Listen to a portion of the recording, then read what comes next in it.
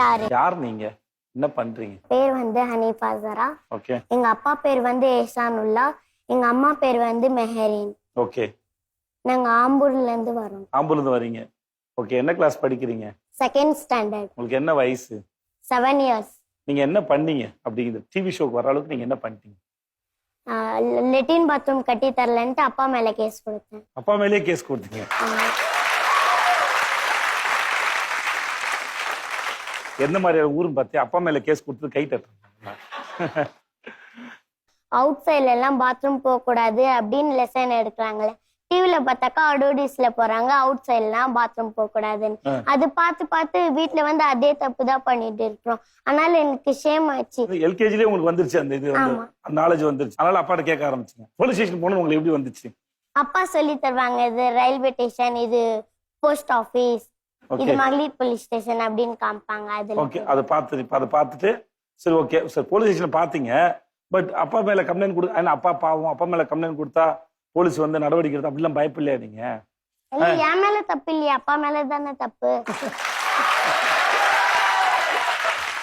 அம்மா வாங்கம்மா போய் மகளிர் ஸ்டேஷன் போய் கம்ப்ளைண்ட் கொடுத்தான் அப்படின்னு கேட்டேன்னா அம்மா சொன்னாங்க அப்பா தெரிஞ்சா திட்டுவாங்க.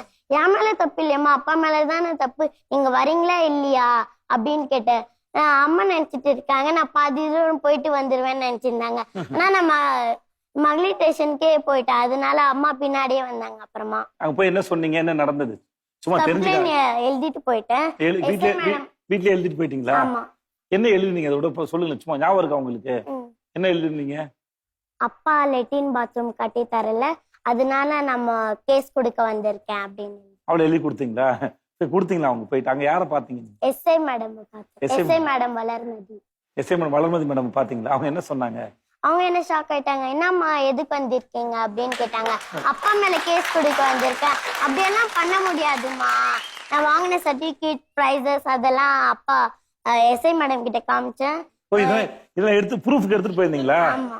அந்த எல்கேஜி நீங்க தான் ஃபர்ஸ்ட் டைம் வாங்கி காட்டுறதுக்கு என்னெல்லாம் எடுத்துட்டு போயிருந்தீங்க?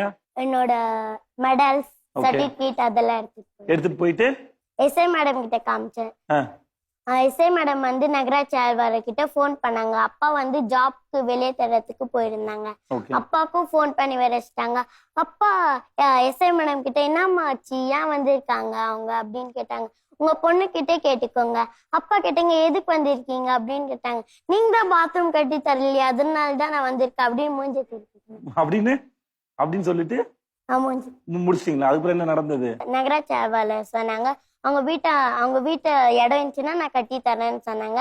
வந்தாங்க, வீட்டை பார்த்தாங்க, அப்புறமா கட்டி தரேன்னு சொல்லியிருந்தாங்க. இப்ப கட்டிட்டாங்க. எவ்வளவு நாள்ல கட்டி கொடுத்தாங்க உங்களுக்கு?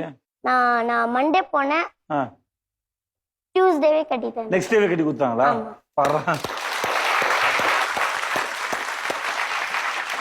அப்பா எதுவும் சொன்னாங்களா?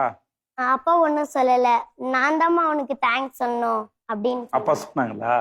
அப்புறம் உங்களால ஊர்ல இருக்க மத்த நிறைய பேர் கட்டி கொடுத்தாங்களா பாத்ரூம்? அப்படியா? ஆமா. அப்படி எத்தனை பேர் கட்டி கொடுத்தாங்க? 100 ஃபேமிலி கட்டி கொடுத்தாங்க. உங்களால 100 வீட்டுக்கு பாத்ரூம் கிடைச்சிருக்குல்ல?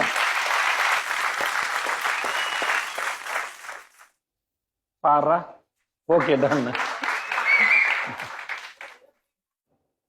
யார் அவங்க? அங்க இருக்கவங்க யார்? கலெக்டர். எது கலெக்டர் சார்? Purple collector. அவங்க கலெக்டர் சார். கலெக்டர் சார் என்ன சொன்னாரு? கலெக்டர் சார் நல்லா படிக்கணும், இந்த மாதிரி தான் இருக்கணும் தைரியமா அப்படின்னு சொன்னாங்க. வளர்மதி மேடம் என்ன சொன்னாங்க? வளர்மதி மேடமும் நல்லா படிக்கணும்னு சொன்னாங்க. இந்த